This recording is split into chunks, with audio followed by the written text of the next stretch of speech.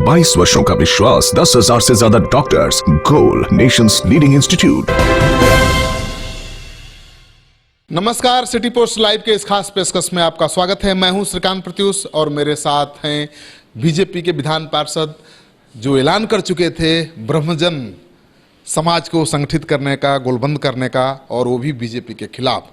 लेकिन बीजेपी ने इनको मना लिया है और अब ये मान गए हैं और बीजेपी की अब ताकत बन गए हैं। आप बताइए सचिता जी, आप तो बहुत नाराज थे, आप तो अलग पार्टी बनाने का ऐलान भी कर चुके थे, क्या हुआ? बीजेपी ने आपको मना लिया? नहीं, पार्टी बनाने की बात तो अभी की नहीं थी। अभी ये जरूर है कि 12 तारीख को मैंने प्रेस कॉन्फ्रेंस करके आपके यहाँ भी बताया था, घोषणा की थी कि मैं 22 को नामांकन करूँगा। और मैं सही बात है, मैं ब्रह्मजनों की आवाज़ पर, असल में ब्रह्मजन एकता परिषद के नाम से हम एक संस्था भी चलाते हैं, तो वहाँ हम लोगों की बैठक हुई है। ब्रह्मजनों ने महसूस किया कि जिस प्रकार से यहाँ पर हमारा अपमान हुआ है, वो दल, जिस दल के लिए हम लोगों ने अपना जीवन खपा दिया, हमारे पूर्वजों ने अपनी हड्डियाँ गला दी, उस दल ने जब टिकटों का वितरण हुआ तो ब्रह्मजनों के साथ, हमारे समाज के साथ उचित न्याय नहीं हुआ था। तो विरोध था और ज़मीन से विरोध था। ज़मीनी हकीकत यही थी कि लोग पक्ष में नहीं थे इस बार। हालांकि पिछली बार जानते होंगे कि हर जगह 99% वोट जो है एनडीए को मिला था, चाहे वो पासवान जी की पार्टी को हो, चाहे कुशवाहा जी की पार्टी हो। लोगों ने ये देखा नहीं कि हमारे ब्रह्मजन चुनाव लड़ रहा है या कौन लड़ रहा है। और मोदी जी प्रधानमंत्री बने, यशस्वी मोदी जी प्रधानमंत्री बने। इस बार लेकिन वैसी स्थिति नहीं थी। तो हमने तय किया कि ठीक है, कम से कम समाज के लिए किसी न किसी को तो आवाज़ उठानी पड़ेगी, और मैंने तय किया और मैं खड़ा होने का घोषणा कर दिया।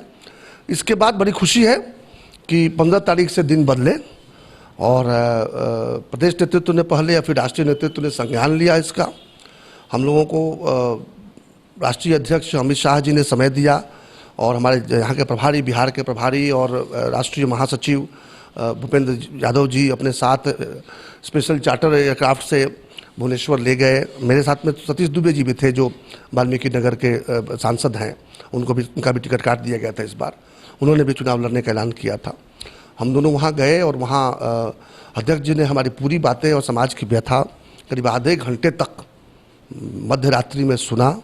उस इतना व्यस्तम समय में उन्होंने आधा घंटा समय रात्रि में निकाला और सुनने बाद उन्होंने कहा कि नहीं, ये चिंता का विषय है। मैं भी समझता हूँ कि हम लोगों से कहीं ना कहीं त्रुटि हुई है, चूक तो हो गई है, तो ठीक है, थोड़ा समय दिया जाए, हम विचार करते हैं और साथियों से चर्चा करके एक दिन बाद आप लोग दिल्ली में मिले। जो नुकसान हुआ है ब्रह्मजन समाज का, उसकी भरपाई बीजेपी कैसे करे? मैं वही कह रहा हूँ। तो फिर दिल्ली में मिलने के उन्होंने समय दिया 18 तारीख को। फिर हम लोग उसी स्पेशल चार्टर प्लेन से हम लोग वहाँ दिल्ली ले जाए गए और वहाँ भी हम लोग 5 सितारा होटल में ठहरे हुए थे। फिर रात्रि में तो नहीं हो सका, लेकिन कल सुबह यानी 19 तारीख के सवेरे राष्ट्रीय अध्यक्ष जी ने अपने आवास पर हम लोग को समय दिया। साथ में यहाँ पर हमारे गार्जियन डॉक्टर CP ठाकुर को भी बुला लिया गया था।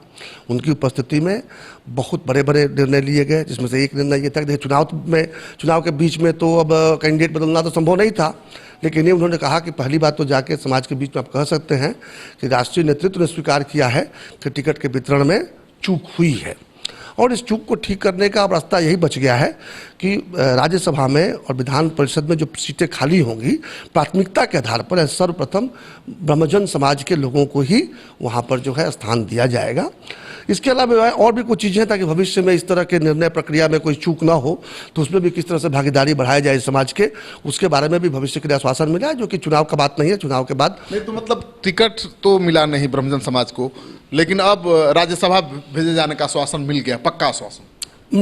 मेरा नहीं है। ब्रह्मजन कोई राज्यसभा प्राथमिकता के आधार पर कोई ब्रह्मजन जाएगा, उसी तरह से विधान परिषद में भी कोई ब्रह्मजन प्राथमिकता के आधार पर जाएगा। और जो निर्णय प्रक्रिया में जो लोग शामिल हैं उसमें भी ब्रह्मजनों की भागीदारी भविष्य में सुनिश्चित की जाए, उस पर भी अभी कोई कमिटमेंट नहीं हुआ है, लेकिन ये जरूर हुआ कि नहीं, वहाँ वहीं से त्रुटि होती है। गिरिराज जी भी आवाज़ उठा चुके हैं, आप भी उठा चुके हैं कि बिहार बीजेपी के सारे महत्वपूर्ण पदों पर एक जाति विशेष के लोग काबिज हैं और उन्होंने ब्रह्मजन समाज के साथ अन्याय किया। गिरिराज की नवादा सीट छिन गई, उनको बेगूसराय भेज दिया गया। ब्रह्मजन की 3 में से 2 सीटें गायब कर दी गई। बिहार झारखंड हर जगह हुआ, तो इसका विरोध गिरिराज सिंह ने भी किया था, आपने भी किया था। आपको क्या लगता है कि वो हो गया खत्म? गिरिराज बाबू बड़े नेता हैं, उन्होंने जो बात कही है वो उनके मन की व्यथा हो सकती है, लेकिन मैं कोई जातिवाद का आरोप किसी पर नहीं लगाऊंगा। ये जरूर है कि हमारे समाज का हित देखने वाला जो भी यहाँ, यही नहीं प्रदेश नेतृत्व में ही नहीं, राष्ट्रीय नेतृत्व में भी ब्रह्मजन समाज के हितों की रक्षा करने के जगह पर कोई नेता नहीं है। इसके लिए मैं गुरुराज बाबू को भी दोषी बनाता हूँ कि वो भी अगर हमारे समाज के ब्रह्मजनों के अगर हितों की रक्षा के लिए आवाज़ उठाए होते तो निश्चित रूप से चूक नहीं हुई होती। खैर ठीक है, बीत गई। आज जो राष्ट्रीय अध्यक्ष ने जिस तरह से हम लोगों को 3 दिन तक हम लोग हवाई जहाज पर घूमते रहे, 5 सितारा होटल, चार्टर्ड प्लेन से घुमाते रहे, 5 सितारा होटल में ठहराते रहे, इससे काम तो चलेगा नहीं। हाँ बिल्कुल सही बात है, उससे काम नहीं चलेगा। इसीलिए हम लोग कोई सौदा भी नहीं किए। हमने समाज के लिए कहा कि कैसे सुधारिएगा इसकी बात कीजिए। और ये जो 2 बातें कही मैं नहीं कह रहा हूँ, कल शाम को प्रेस कॉन्फ्रेंस करके, जिसमें आपके संवाददाता भी मौजूद थे, प्रेस कॉन्फ्रेंस करके प्रभारी महोदय ने स्वयं सीपी ठाकुर और हमारी उपस्थिति में घोषणा किया कि ये चूक हुई है, राष्ट्रीय अध्यक्ष ने स्वीकार किया है। और ये दोनों बातें जो राज्यसभा में प्राथमिकता के आधार पर और विधान परिषद प्राथमिकता के आधार पर ब्रह्मजनों को प्रस्थान दिया जाएगा। और बाकी जो छोटी मोटी बातें हैं जिसको कैमरा के सामने न मैं बोल सकता हूं न वो बोल सकते थे, उन बातों पर भी सहमति बनी। और यही कारण है कि मैंने कल भी कहा था, आज भी कह रहा हूं कि अब ब्रह्मजनों को किसी भी तरह की शिकायत नहीं होनी चाहिए। चूक को कोई स्वीकार कर ले। सच्चिदानंद की बगावत काम आ गई। अब बगावत काम नहीं आएगी, कहिएगा आवाज उठाना काम आया। समाज के हितों की जो अनदेखी हो रही थी उसके बारे में मैं इतना कहूंगा, सुबह का भूला शाम को घर लौट आया है। अब मैं ब्रह्मजन वोटरों से भी कहूंगा, आप भी अब घर लौट आइए। यही हमारा असली घर है। ये मान के चलिए, यशस्वी प्रधानमंत्री नरेंद्र मोदी तो देश की जो काम कर रहे हैं वो तो पहले से जानते हैं। भारतीय जनता पार्टी आपके हितों के प्रति जागरूक हो चुकी है। देखिए, चूक करना बड़ी बात है, चूक स्वीकार करना बहुत बड़ी बात होती है।